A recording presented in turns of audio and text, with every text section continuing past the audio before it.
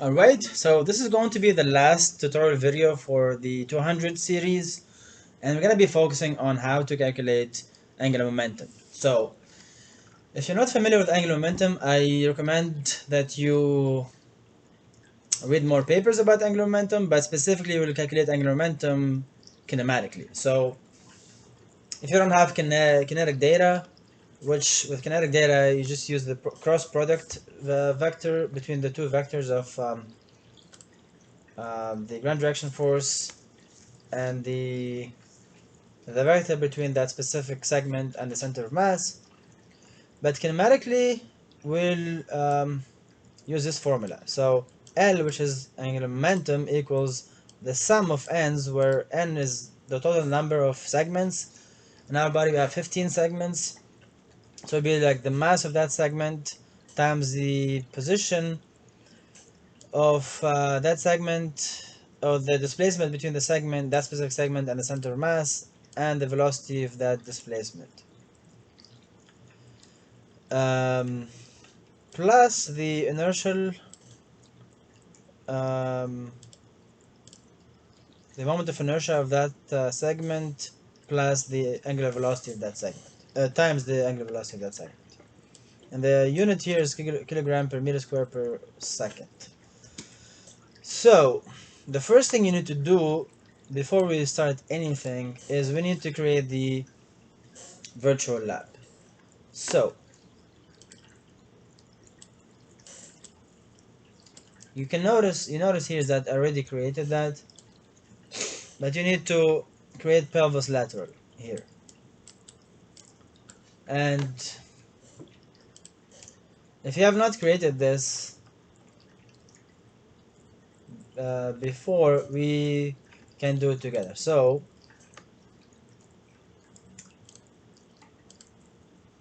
you first need to create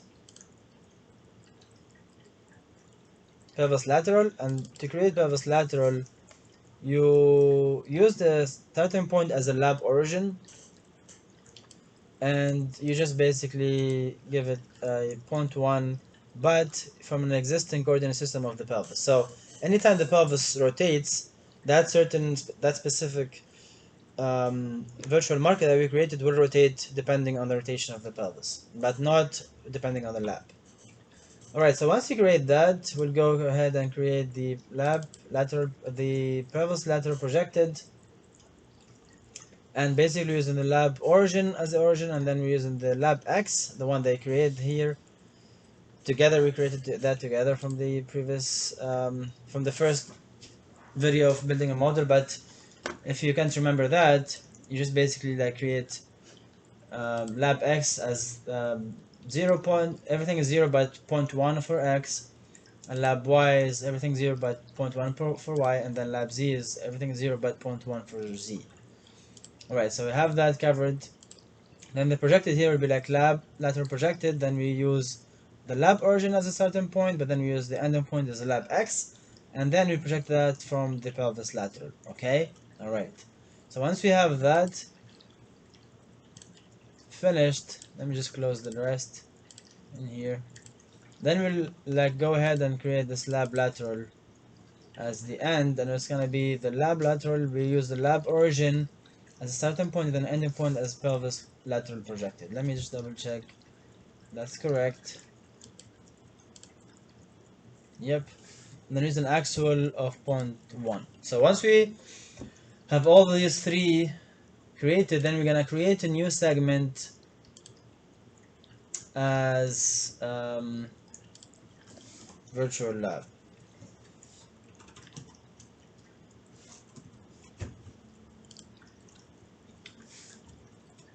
So create a new segment as virtual lab, and you create it. So here we use the joint center as the lab Z,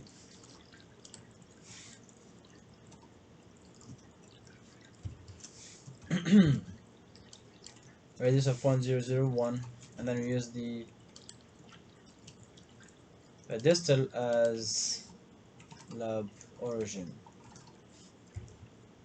We do the same thing here, and then in the location of the lateral we'll use lab lateral. Alright. And then I just use calibration targets for tracking, and yeah, that's about it. Then we apply. There is an error.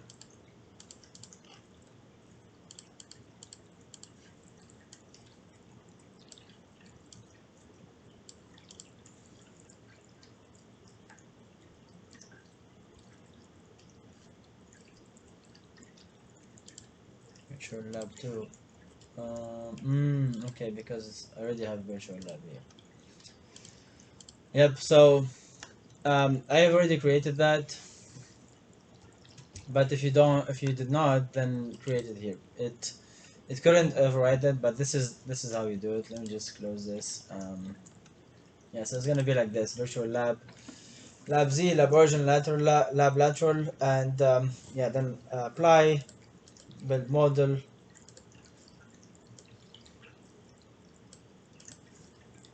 and let me just delete this so it doesn't give us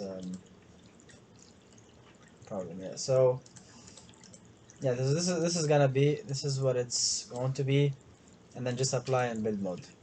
All right.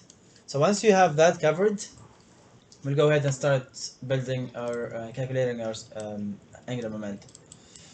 So we go to the pipeline. Again, and I'll also provide this, but I always recommend you to follow through. So then here we're gonna use for loops to calculate segment and whole body angular momentum. So we save our file, and then we select the older tag, and then the first thing we need to do is transform the data from the actual lab to the virtual lab that we just created now.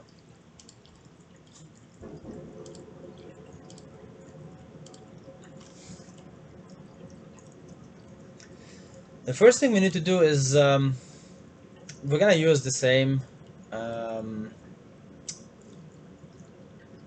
the same uh, command. So the command name is transform data coordinate system. Anytime you want to transform any outcome measure to any other system, use this specific command. So the first thing we need to do is, and this will, like, you can't, it's not user friendly, you have to code it, have to hard code it. So when you do, the first thing we need to do is to transform the coordinate systems of each of the center of gravity of each segment, the position of each center of gravity of each segment to the virtual lab. So that's what we're gonna do. Kinetic kinematic is the type, and then we're gonna use all of these. So model will be like we're gonna transform the center of mass position, and then each of the um, segments.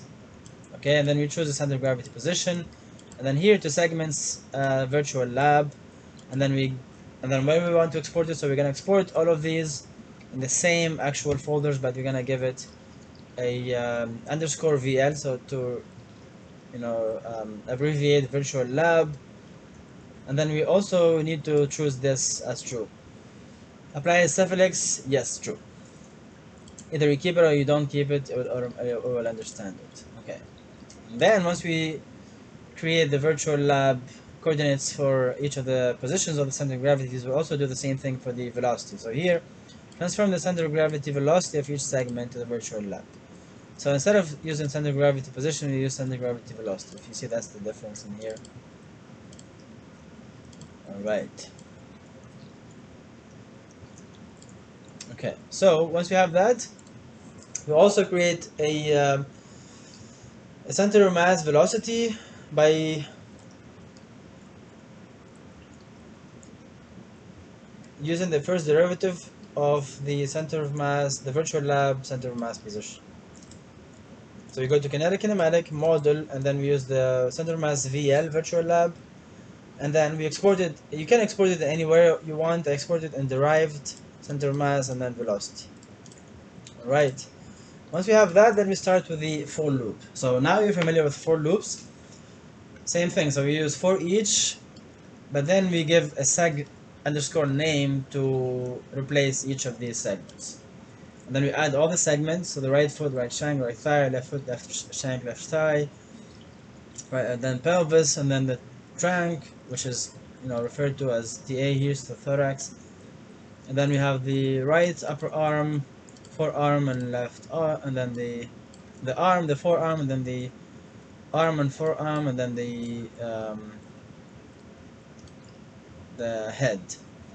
If you notice here, I did not add the hands, but you can add the hands as well in there. All right, so here we're gonna use the evaluate expression. So the reason why we're doing this first is to calculate compute R, which is this the location plus the mass plus the velocity. So when you look into this code,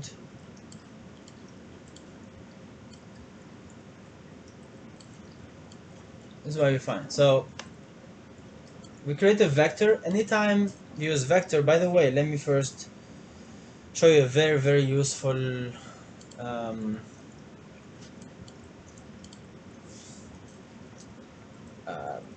link. So when you go to see Motion Wiki documentation, just type here expression, and it will take you to the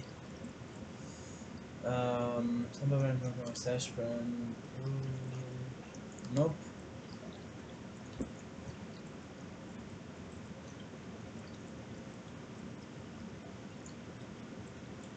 Yeah, I thought I just saw it.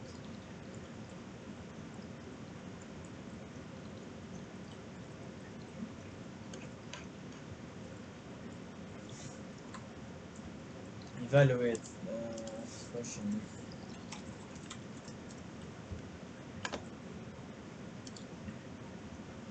Yep.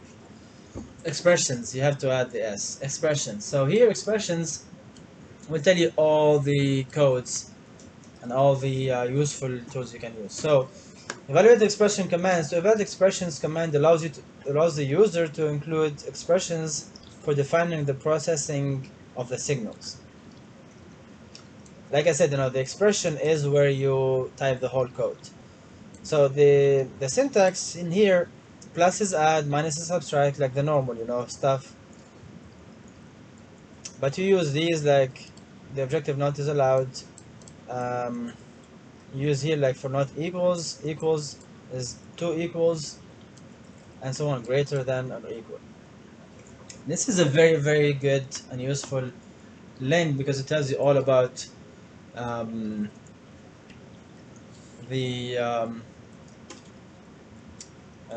the tools you can use. So for example, when you write vector, create a vector between create a vector.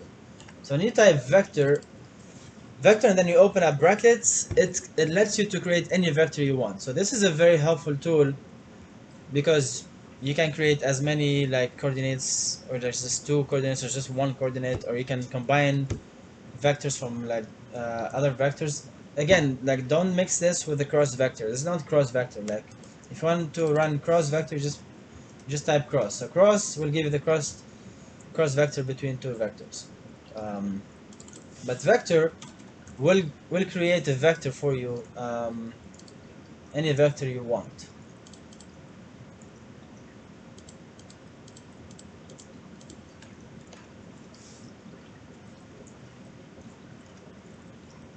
So that's what we're gonna do here. So we're gonna create a vector by going to the kinetic kinematic, and then again, if you remember, like we always have to add the add sign plus a segment name, and then conclude with add sign. So we have to add the add sign plus 2 colons, and then whatever name that we chose to replace that for loop, and then close it with the end. But before you add the add, and then after the add, you have to always like add the double sign. If you're gonna use like name that specific like path, because if you remember in Visual 3D, you have to first type the outcome type, and then 2 colons, and then the folder, and then two columns, and then the name of that outcome measure. So here we're just replacing that by the segment name, and then two columns, and then the center of gravity position virtual lab, and we're using the X in here.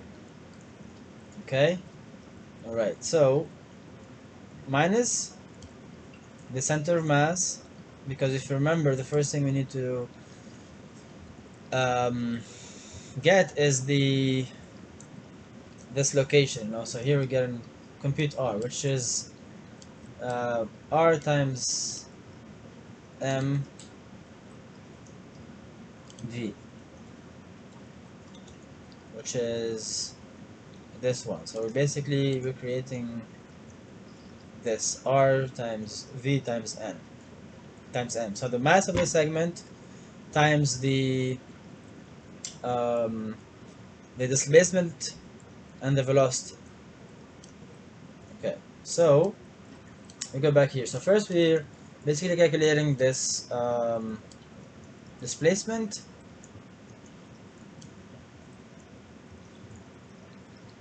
on the X, and then displacement and the Y, and then displacement and the Z. And we give it R, so we're just basically looking for the displacement. The next thing we want to compute is the MV.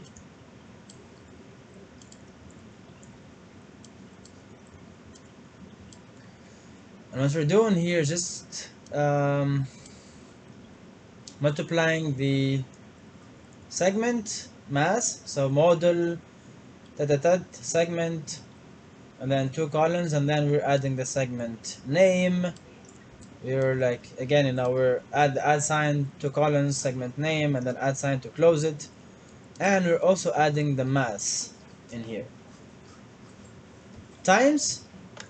So here we're first basically bringing the mass of that segment times the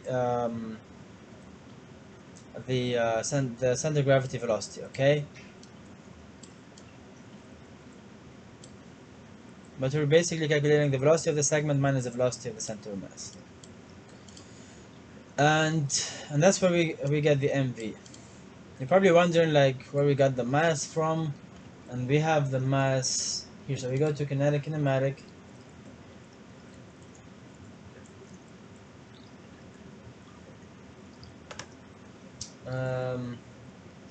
no, if we go to the model, we go to segment, whatever like that segment is. Oh wait, not from here, I meant yeah, so here, subject data metrics, it will have the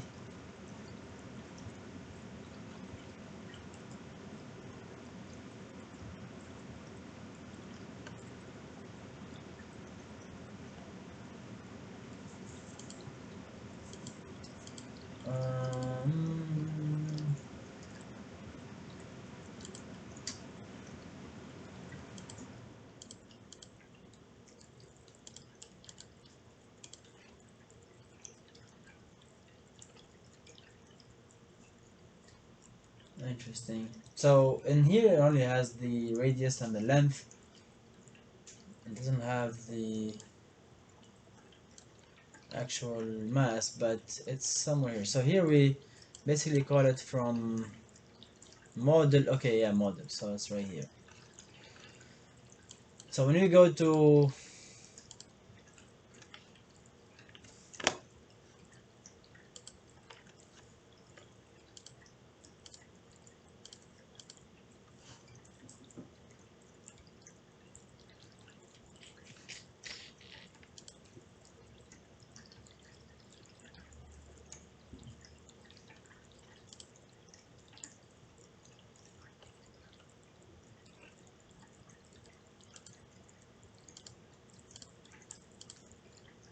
yeah, I believe like it was a model. Model segment properties. Yep, right here. So sorry for all of that, but yeah, I mean it was a little bit confusing. But each of these segments, they have their mass. So segment mass, it calculates it based on Cavan, I believe. Um, which they basically used a lot of cadavers to calculate each segment mass based on the whole body mass. So they have these coefficients times the actual mass of the participant, which gives you the actual um, mass of the segment. All right.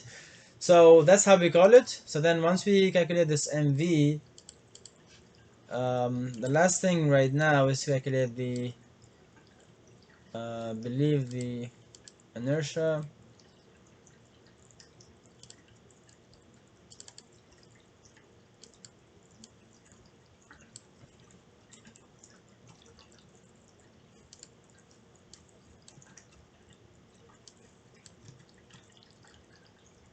And then the angular velocity.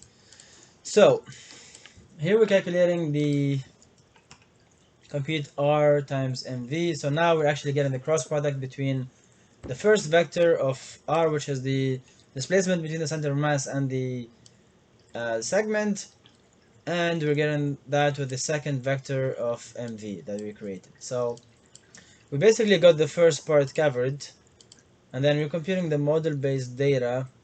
So here compute a signal using a model segment, kinetic or kinematic. If you remember, we used this before. And here we're calculating angular momentum. So we're using the segment as a segment name because we're running a for loop, and we're using the virtual lab. And you can do that manually in here as well. So we add the segment name in there, dot segment name obviously, so it replaced it. Um,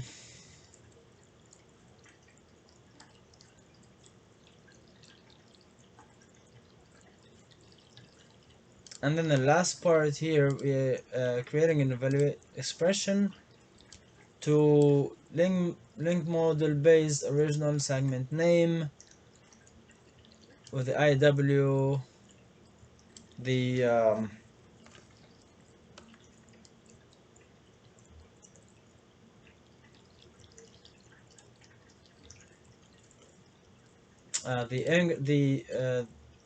which is the basically the angular velocity and the inertia, moment of inertia.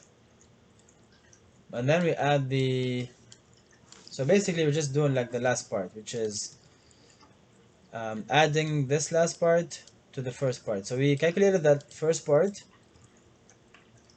by computing this model based, which computing the model based, it doesn't really give you the angular momentum, just gives you the first part.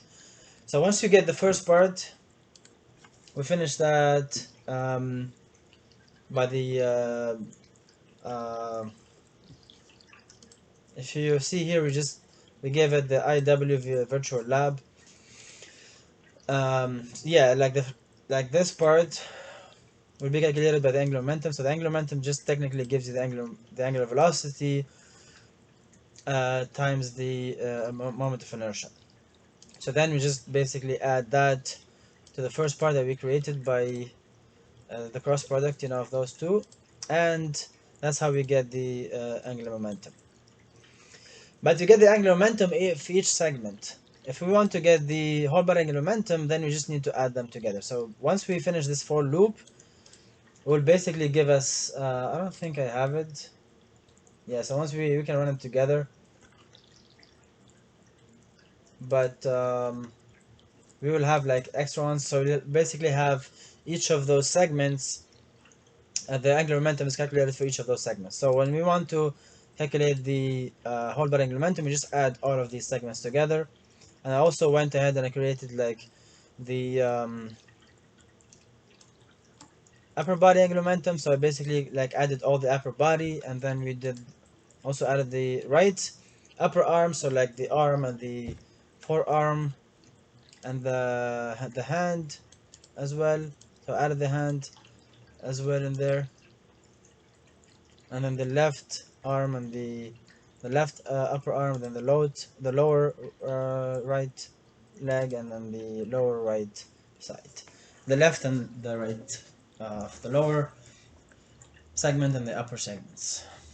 Yep. So I hope that makes sense.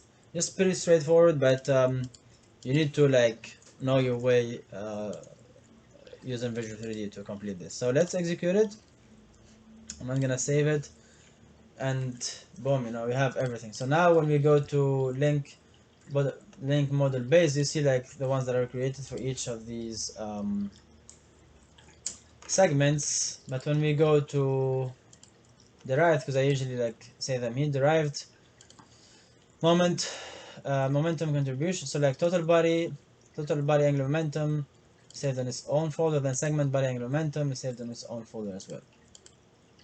And then also like each of the angular momentum of each segment is saved in here as well. Alright, so I hope this helps, and see you in the next video. Thank you so much for listening. And if you have any questions, I'm always here. Thank you.